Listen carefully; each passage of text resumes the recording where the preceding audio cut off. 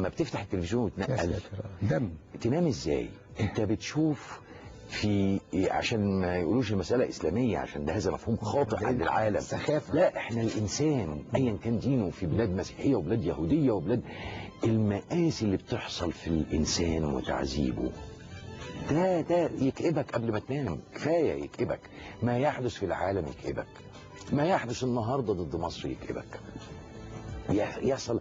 طب بالذمة، أنا رجل عشت طول عمري قومي وعروبي، ولن أتخلى عن قوميتي وعروبتي، مش هتخلى عنها مهما اتهموني بالهطل، لأن دلوقتي بقت كلمة قومية عربية دي بقت هطل وعيب. ولكن ليس أمامنا إلا القومية العربية، ليس أمامنا، هي المندل الوحيد، ليس أمامنا. ولكن كيف أعيش عمري أدافع عن القضية الفلسطينية وأحس إنها جزء مني، والنهاردة مش لاقي فلسطين؟ أنا مطلوب مني أبقى في ماتش كورة ما بين حمساويين وفتحويين؟ هل النهاردة أتكلم إزاي؟ النهاردة اختفت كلمة إسرائيل من نشرات الأخبار يا أستاذ. لا خلاص، حماس وفتح أو الأسرى واخدين، أو غزة ومصر. عيب، عيب، دي كارثة، كارثة على كل المستويات الإنسانية. طيب أنا عايز أسأل سؤال في الحتة دي بقى، ما دام فتحنا السكة ديت، لأن هنا في باطل يراد بحق في هذه القضية. أنت عارف السكة. أنا النهاردة في تقديري إن اللي وصل إن يحصل بين حماس وفتح بالطريقة ديت مش من الهوا كده. لا لا، يعني مسألة دي عبقرية الكيان الصهيوني، واللي كان نفسهم من زمان، واحنا قلنا لا يمكن ولا يمكن الفلسطينيين يقعوا في هذه الخية. أستاذ إبراهيم ببساطة وبمنتهى الوقاحة، عيب أوي يتخانقوا على كرسي السلطة ولم تعد دولة بعد. فلسطين لم تصبح دولة وهناك صراع على السلطة، ده عيب. طيب هو أنا دلوقتي هنا بقى مشكلة مصر، مشكلة مصر في إيه؟ هي أيضا لا يجب أن تكون تبع فتح ولا تبع حماس. نحن نتعاطف مع المقاومة الفلسطينية ونتعاطف مع صراع الشعب الفلسطيني لاسترداد أرضه. فلسطين ما ينفعش أقول أنا ضد حماس أو مع فتح. ما هو إحنا، ما هم فين هم دلوقتي؟ ما هو يا عم صبحي هم فين دلوقتي؟ ما أنا يعني أصلا مهموم بده. أيوه، ومهموم بالقضية دي وفاهم المسألة وإن كنت أنا فاهم ملناش حل. هنقدر نقف فيك عرب لو اتلمينا على بعض بالقومية بس اللي خازلنا الفلسطينيين. أنا دلوقتي اللي عايز أقول سؤال اللي معمولين، أصل أنا في كلمة والله العظيم قعدت يوم مكتئب وقعدت أفكر أنا ليه، أصلا سمعتها وفاتت بس دخلت جوايا زي ما بتقول للناس ليه. في المفاوضات اللي كانت مصر مشرفة عليها فبيتكلموا على تبادل الأسرى ما بين حماس وفتح. ده بحتني. صح، برافو عليك، ده بحتني. انت وصلت لك الصورة اللي انا بتكلم عليها. طب انا اخاطب اسرائيل الكيان الصهيوني ازاي على انه ظالم ومفتري وقتال فلسطينيين؟ ازاي انا اتكلم ده وانا شايف ان الفلسطينيين يتعاركوا؟ ازاي باظت القضية، حتى باظت في المدافع. بالنسبة لي كدفاع حجتي باظت، وما ينفعش اقعد اصالح اخوات مع بعض، مش مهمتنا بصراحة. لا، طب هتعامل مع مين؟ ما هو تعالى قول لي بقى هتعامل مع مين؟ خلاص مصر بقى. ما هقول لك الزنقه اللي مصر فيها، ده قدر مصر، ده قدر مصر. بس انا شايف ان هناك تقصير في الخطاب المصري بصراحة.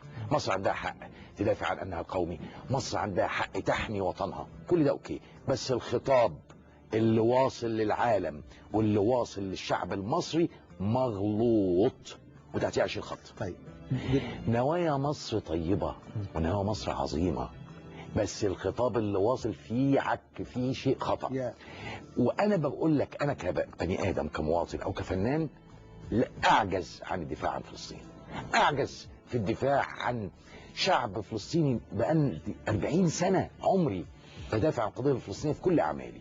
انا مكسوف، انا خجلان، ومش قضيتي اصالح حماس على فتح، لان انا مش معترف بهذا التكوين القومي او العرقي او الجنسي، انا مش معترف بيه. في حاجه اسمها فلسطين وهدف واحد، عدو واحد هو اسرائيل مش مصر. العدو هو اسرائيل مش مصر. طيب دلوقتي يا استاذ صبحي في اشكاليه واقعه دلوقتي. الاشكاليه دي كانت واقعه من قبل كده لما قالوا ان احنا بنقفل المعابر ومش معابر والكلام ده، انما الاشكاليه القائمه دلوقتي اصبح النهارده حماس ارتباطها دلوقتي باخواننا واخده ايران. حماس وراء ايران تحت رايه تبدو للجميع انها الرايه الاسلاميه تبدو، انما ما هو يا استاذ ابراهيم ما ينفعش نناقش ده كده. ده بقى هو اللي معمق المساله. لابد أن أنسى كلمة من وراء حماس، عشان كمان أنسى إن فتح قد تسير في الطريق الخطأ هي أيضا. أنا يعني فاهم قصدي أن فتح لا تستطيع أن تتخذ قرارات إلا بولايات معينة، عشان نبقى واضحين.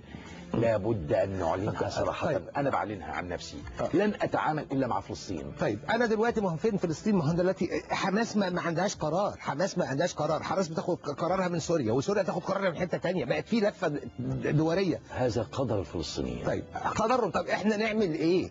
إنما أنا ما ينفعش النهاردة على الأقل أبقى على الحياد. طيب أنا لازم أبقى على الحياد. أنا دلوقتي في الموضوع على الحياد ولا في الفكرة، تعالى في اللغم اللي إحنا فيه النهاردة، لما يبقى الشباب فاهم ان مصر النهارده هي اللي حاطه بين المشرق والسودان. ده غير حقيقي. عارف ليه؟ هو ده اللي بقول لك، الخطاب مش واصل بوضوح. ما هو ده عشان بمعنى يا استاذ ابراهيم، انا ليه اطلع يعني عيب لما يطلع الخبر من بره ان مصر تصنع جدار عازل، فيطلع الخارجيه تقول لك لا ما حصلش، مش هعلق، مش من حقي اتكلم ولا من حق اي حد يسمع، وبعد شويه تقول لك في جدار عازل. اول مره يا استاذ صبحي. فاهم قصدي يا استاذ؟ فاهم قصدي؟ لا، بما اني اؤمن ان هذا حقي كامن قومي، من اول ثانيه وانا اول حاجه اقول انا هعمل هذا الجدار لحمايه امن قومي مصري، اوكي؟ وهعمل الجدار مش على 10 كيلو، هعمل الجدار في كل الحدود اللي على مصر، على سيناء. هنا ما حطيتش غزه على انها عدو، لا، انا حاطط اسرائيل ايضا وعدو تاريخي. ما هي دي العدو اللي قاعد كده. وفي نفس الوقت اعلن كمان في خطابي ايه؟ اني انا ساحرص امام هذا الجدار، ساحرص كمصريين ان نساعد الشعب الفلسطيني غذاء وكساء وماده وكل شيء.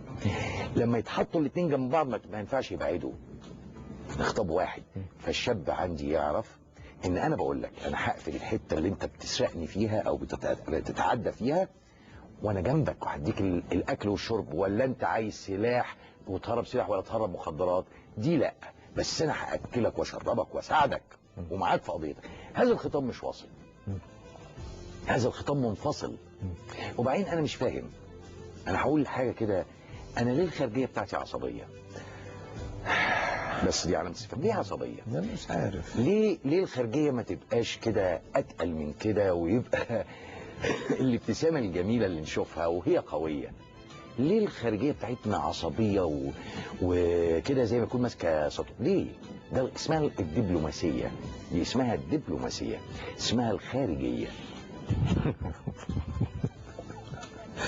طب انا بس عايز ارجع، بس كانت النقطة دي مهمة جدا ان احنا اتفتحت فيما يخص، لان لازم شبابنا يعرف ان مصر لا عمرها ولا هيكون عمرها هتتخلى لا على كاهلها القضيه الفلسطينيه ابدا.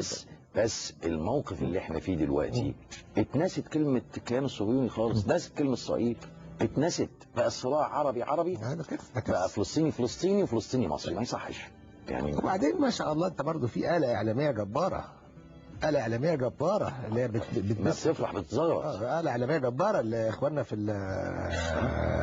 اللي موجودين الجزيرة، ما شاء الله ما شاء الله. يعني ده العالم كله، ما هو احنا دايما بنتخبط ونبدأ ندافع، بس هو ده اللي انا عايز اقوله. لا، احنا لينا سيادتنا، طيب تبقى واضحة وتتقال قبل ما يحصل. احنا خايفين. وايه المشكلة؟ وفي حاجة انا مش عارف، هو في حد ادى لفلسطين ولا هيدي لفلسطين ولا حد عمل لفلسطين؟